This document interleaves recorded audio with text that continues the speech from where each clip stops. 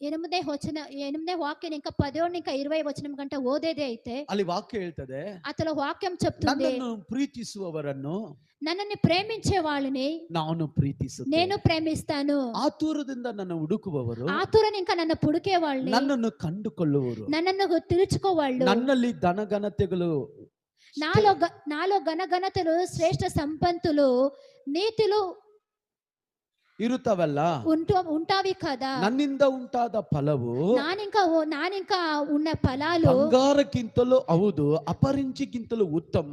ನನ್ನ ಮೂಲಕವಾಗಿ ಆದಾಯವು ಚೊಕ್ಕ ಬೆಳ್ಳಿಗಿಂತ ಅಮೂಲ್ಯವಾದದು. ಕೆಳಗಡೆ ವಾಕ್ಯ 20ನೇ ವಾಕ್ಯ ಹೇಳ್ತದೆ, ನಾನು ಹಿಡಿದಿರುವ ದಾರಿ ನೀತಿ ನ್ಯಾಯ ಮಾರ್ಗದಲ್ಲೇ ನಡೆಯುತ್ತೇನೆ. ಹೀಗಿರಲು ನನ್ನನ್ನು ಪ್ರೀತಿಸುವವನಿಗೆ ಧನದ ಬಾಧ್ಯವನ್ನು